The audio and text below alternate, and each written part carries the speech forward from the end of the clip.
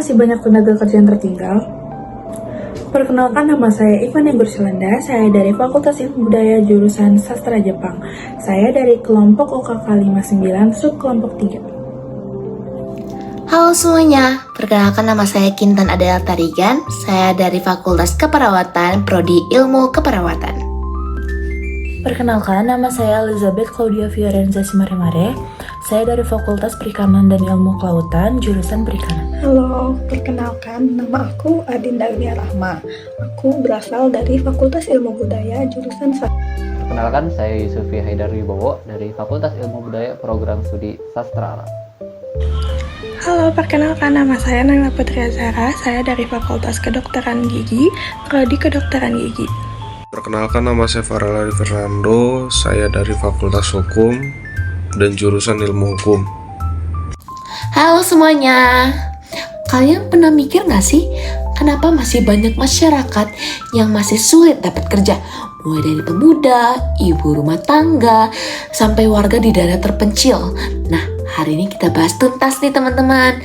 Bahasanya santai tapi berbobot.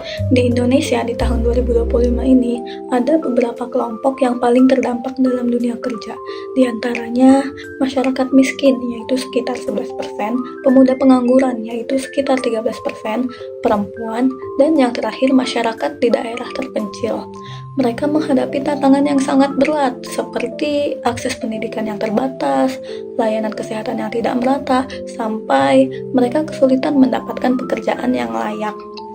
Banyak dari mereka yang merasa frustasi, dan ya jujur saja merasa seolah ditinggalkan. Permasalahan terbesarnya apa? Jawabannya, rendahnya keterampilan dan minimnya akses pekerjaan modern.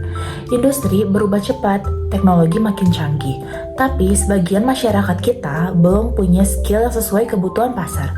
Ketika skill tidak match, hasilnya sudah jelas, susah dapat kerja, ketimpangan makin besar, dan kemiskinan berlanjut. Tapi masalah besar bukan berarti nggak ada solusi. Kita sebagai generasi muda bisa bantu lewat cara-cara kreatif. Dari diskusi kelompok kami muncul 2 solusi. 1. Pelatihan kewirausahaan. Pelatihan ini ngasih skill dasar seperti cara memulai usaha, manajemen keuangan, promosi, branding, dan manajemen operasional. Semua ringan, praktis, dan bisa dipelajari siapapun. Yang kedua, mengikuti program magang. Dengan program magang, seseorang bisa mendapatkan pengalaman kerja secara langsung. Jadi bukan cuma sekedar teori, tapi juga memiliki praktiknya. Dan inilah skill yang dibutuhkan untuk bisa beradaptasi di dunia kerja modern nantinya. Kelompok kami bahkan merancang contoh program yang bernama Entrepreneur Training Camp. Nah, programnya sendiri itu terdiri dari... Terus gimana cara taunya sih kalau misalkan program ini bakal berhasil? Nah, ada 3 indikator nih teman-teman. Yang pertama adalah membuat kuesioner sebelum dan sesudah pelatihan untuk melihat peningkatan wawasan dalam pesertanya.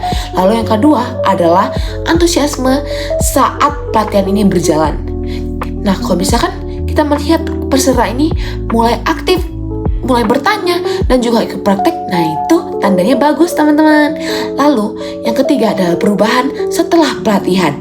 Nih, kalau misalkan ada peserta yang mulai usaha baru, ada yang meningkatkan usaha lama, ada yang dapat kerja setelah magang. Kalau 3 ini terpenuhi, artinya program ini sangat efektif. Dari proses design thinking ini, kita belajar bahwa keterampilan adalah kunci kemandirian dan kolaborasi adalah jembatan perubahan.